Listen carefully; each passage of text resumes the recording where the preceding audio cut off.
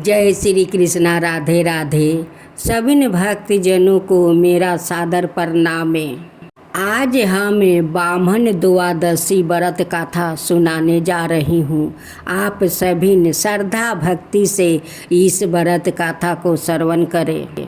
सतयुग में प्रहलाद के पुत्रा दैत्यराज बलि ने स्वर्ग लोक पर अधिकार कर लिया। तभी देवता इस विपत्ति से बचने के लिए भगवान विष्णु के पास गया।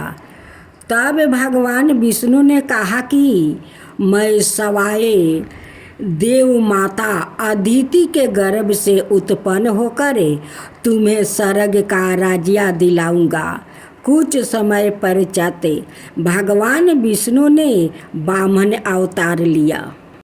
एक बार जब बलि महान यज्ञ कर रहा था, तब भगवान ने ब्राह्मण बलि की यज्ञशाला में गया और राजा बलि से 3 पग धरती दान में मांगा। राजा बलि के गुरु शुक्राचार्य भगवान की लीला समझ गया और उन्होंने बलि को दान देने से मना कर दिया। लेकिन बलि ने फिर भी भगवान ब्राह्मण को 3 पग धरती दान देने का संकल्प ले लिया। भगवान ब्राह्मण ने विशाल रूप धारण कर एक पग में धरती और दूसरे पग में स्वर्ग लोक नाप लिया। जब तीसरा पग रखने के लिए कोई स्थान नहीं बचा, तो बलि ने भगवान ब्राह्मण को अपने सिर पर पग रखने को कहा। बलि के सिर पर पग रखने से वो पाताल लोक पहुंच गया। बलि की दान वीरता देखकर भगवान ने उसे पाताल लोक का स्वामी भी बना दिया।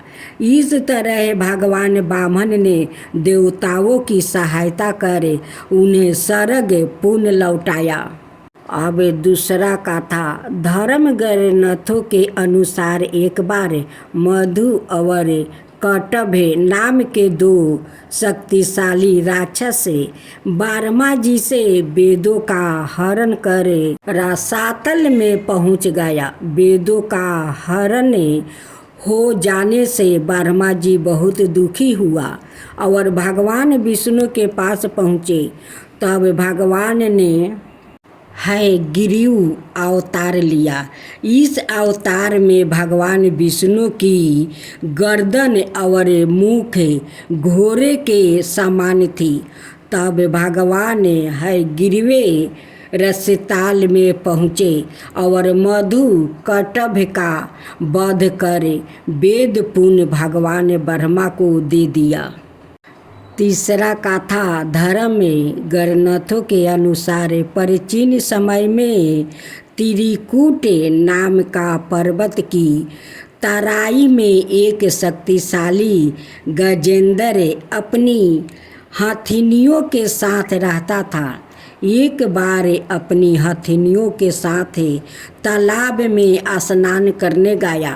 वहाँ एक मगरमच्छ ने उसका पैर पकड़ लिया और पानी के अंदर खींचने लगा। गजेंद्र और मगरमच्छ का संघर्ष 1000 साल तक चलता रहा। अंत में गजेंद्र शिथिल पर गया और उसने भगवान श्री हरि का ध्यान किया। गजेंद्र की स्तुति सुनकर भगवान श्री हरि प्रकट हुए और उन्होंने अपने चक्र से मगरमच्छ का वध कर दिया। भगवान श्री हरि ने गजेंद्र का उद्धार कर उसने अपना पार्षद बना लिया। चौथा कथा। एक बार भगवान ब्रह्मा अपनी सभा में बैठे थे। तभी वहाँ उनके मानस पुत्र सनकादि पहुँचे और भगवान ब्रह्मा से मनुष्यों के मोक्ष के संबंध में चर्चा करने लगा।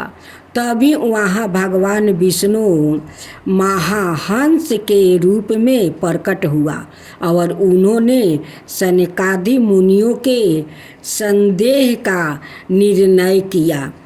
इसके बाद सभी ने भगवान हंस की पूजा की। इसके बाद महाहंस रूपधारी श्री भगवान अदृश्य होकर अपने पवित्र धाम चले गए। पांचवा कथा। त्रेता युग में राक्षस राज रावण का बहुत आतंक था। उसे देवता भी डरते थे। उसके वध के लिए भगवान विष्णु ने राजा दशरथ के यहाँ माता कौशल्या के गर्भ से पुत्र रूप में जन्म लिया। इस अवतार में भगवान विष्णु ने अनेक राक्षसों का वध किया और मर्यादा का पालन करते हुए भगवान जीवन यापन किया। पिता के कहने पर वनवास गया। वनवास भोगते समय राक्षस रावण ने उनकी पत्नी सीता का हरण कर ले गया। सीता की खोज में भगवान लंका पहुँचे। वहाँ भगवान श्री राम और रावण का घोर युद्ध, जिसमें रावण मारा गया। इस प्रकार भगवान विष्णु ने राम अवतार लेकर देवताओं को भय मुक्त किया। अब कृष्णा अवतार। दूर पर योग में भगवान विष्णु ने श्री कृष्णा अवतार लेकर अधर्मियों का नाश किया। भगवान श्री कृष्णा का जन्म कारागार में हुआ था। इनके पिता का नाम वासुदेव और माता का नाम देवकी था। भगवान श्री कृष्णा ने इस अवतार में अनेक चमत्कार किया और दुष्टों का सर्वनाश किया। कंस का वध भी भगवान श्री कृष्णा ने ही किया। महाभारत के युद्ध में अर्जुन के सारथी बने और दुनिया को गीता का ज्ञान दिया। धर्मराज युधिष्ठिर को राजा बनाकर धर्म की स्थापना की। भगवान विष्णु का यह अवतार सभी अवतारों में सबसे श्रेष्ठ माना जाता है। हर व्रत गाथा के साथ सुनी जाती है लपसी तपसी की यह कहानी। एक लपसी था और एक तपसी था। तपसी हमेशा भगवान की तपस्या में लीन रहता था और लपसी रोजाना सावा शेर की लपसी बनाकर भगवान का भोग लगा कर जिमा लेता था। एक दिन दोनों लड़ने लगे। लपसी बोला, मैं रोज भगवान की तपस्या करता हूँ, इसलिए मैं बारा हूँ। तपसी बोला, मैं रोज भगवान को सावा शेर लपसी का भोग लगाता हूँ, इसलिए मैं बारा हूँ। नारद जी वहाँ से गुजर रहे थे। दोनों को लड़ता देख कर उनसे पूछा कि तुम क्यों लड़ रहे हो। तपसी ने खुद के बारा होने का कारण बताया और लपसी ने अपना कारण बताया। नारद जी बोले, तुम्हारा फैसला मैं कर दूंगा। दूसरे दिन लपसी और तपसी नहा कर अपनी रोज की भांति करने आए तो नारद जी ने छुप कर 1.25 करोड़ की एक एक औंठी उन दोनों के आगे रख दिया। लपसी की नजर जब औंठी पर पड़ी तो उसने चुपचाप औंठी उठाकर अपने नीचे दबा लिया। लपसी की नजर औंठी पर पड़ी, लेकिन उसने ध्यान नहीं दिया। भगवान को भोग लगाकर लपसी खाने लगा। नारद जी सामने आए तो दोनों ने पूछा कि कौन बारा है। तो नारद जी ने तपसी से खारा होने को कहा। वो खारा हुआ तो उसके नीचे दबी औंठी दिखाई पड़ी। नारद जी ने तपसी से कहा, तपस्या करने के बाद भी तुम्हारी चोरी करने की आदत नहीं गई, इसलिए लपसी बारा है और तुम्हें तुम्हारी तपस्या का कोई फल भी नहीं मिलेगा। तपस्वी शर्मिंदा होकर माफी मांगने लगा। उसने नारद जी से पूछा, मुझे मेरी तपस्या का फल कैसे मिलेगा?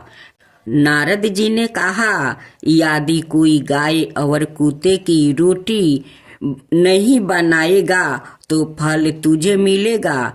यदि कोई ब्राह्मण को भोजन करवा कर दक्षिणा नहीं देगा तो फल तुझे मिलेगा। यदि कोई साड़ी के साथ ब्लाउज नहीं देगा तो फल तुझे मिलेगा। यदि कोई दिए से दिए जलाएगा तो फल तुझे मिलेगा। यदि कोई सारी कहानी सुने लेकिन तुम्हारी कहानी नहीं सुने तो फल तुझे मिलेगा। उसी दिन से हर व्रत कथा कहानी के साथ लपसी तपसी की कहानी भी सुनी और कही जाती है। भक्त जनों, आज आप सुने विष्णु भगवान की आरती और उसके साथ में कथा। ओम जय जगदीश हरे, स्वामी जय जगदीश हरे। भक्तों जन के संकट क्षण में दूर करे। ओम जय जगदीश हरे। जो धावे फल पावे, दुख भी नाश मन का। सुख संपत्ति घर आवे, कष्ट मिटे तन का। ओम जय जगदीश हरे। माता पिता तुम मेरे, शरण कहूँ मैं किसकी। तुम बिना और न दूजा, आस करूँ किसकी। ओम जय जगदीश हरे। तुम पुराण परिमतिमा, तुम अंतर्यामी। पार ब्रह्म परमेश्वर, तुम सबके स्वामी। ओम जय जगदीश हरे। तुम करुणा के सागर, तुम पालन करता। मैं सेवक तुम स्वामी, कृपा करो भक्तो। ओम जय जगदीश हरे। तुम हो ये काया गोचर, सबके प्राणपति। किसी विधि मिलु दयामा, तुमको मैं कुमति। ओम जय जगदीश हरे। दीन बंधु दुखी हरता, तुम रक्षक मेरे। अपने हाथ उठाओ, द्वार पार तेरे। ओम जय जगदीश हरे। विषय विकार मिटाओ, पाप हरो देवा। श्रद्धा भक्ति बढ़ाओ, संतन की सेवा। ओम जय जगदीश हरे। श्री जगदीश जी की आरती जो कोई नर गावे। कहत शिवानंद स्वामी, सुख संपत्ति पावे। ओम जय जगदीश हरे। स्वामी जय जगदीश हरे। स्वामी जय जगदीश हरे। हे भक्तजनों, आपने अभी अभी विष्णु भवानी गाथा श्रवण किया है। यह गाथा हमें सिखाती है कि सच्ची श्रद्धा भक्ति और सत्या मार्ग पर चलने से भगवान सदाई अपने भक्त की रक्षा करते हैं।